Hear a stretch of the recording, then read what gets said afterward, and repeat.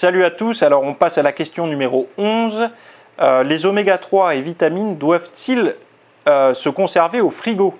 Alors est-ce qu'ils doivent être conservés au frigo? Alors pas au frigo obligatoirement, mais en tout cas moi je pense, alors du moins sûr pour les oméga 3, absence de lumière, absence de variation de température et surtout de température élevée. Donc le mieux c'est de les conserver au frigo dans un environnement opaque. Donc soit le pot est opaque, soit si vous achetez des trucs dans des pots transparents, vous les transvasez dans un pot qui est opaque. Voilà.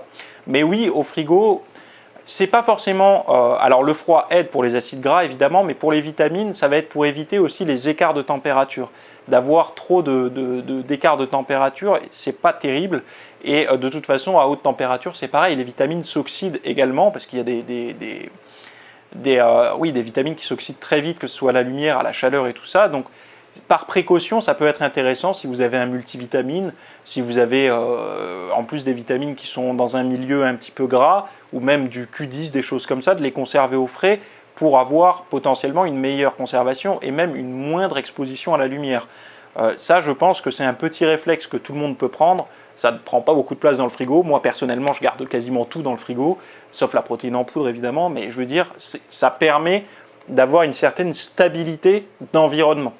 Voilà. Après, le froid, oui, comme je disais, selon où vous habitez, il y a des régions où quand il fait chaud, moi je ne laisserai pas mes compléments alimentaires à la chaleur.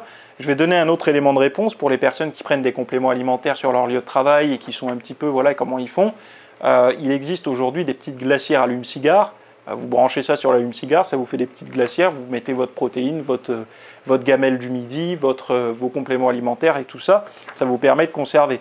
Alors, vous allez me dire, ouais, mais j'ai pu avoir de batterie dans la voiture. Non, mais le but de la glacière, c'est de, quand vous faites le trajet, vous la branchez, après vous la débranchez, vous la mettez dans votre bureau, sur votre chantier ou autre.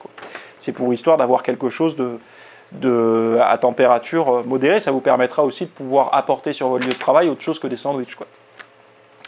Voilà pour ma réponse. Merci de m'avoir suivi pour cette vidéo, il y en aura certainement d'autres, je ne peux pas te dire quand encore, mais tu peux déjà voir le travail que j'ai fait précédemment. Il y a pas mal de podcasts et tout ça, et je te mets un peu les liens à droite à gauche, tu as tout ça en description de toute façon, et puis si tu as envie de t'abonner, tu as le droit. Si tu as envie de suivre mon travail, tu peux le faire, sinon, écoute, tu reviens dans quelques semaines, tu tapes le nom de la chaîne, et puis tu verras bien s'il y a quelque chose qui te plaît ou pas. Voilà, je te dis à plus, bye.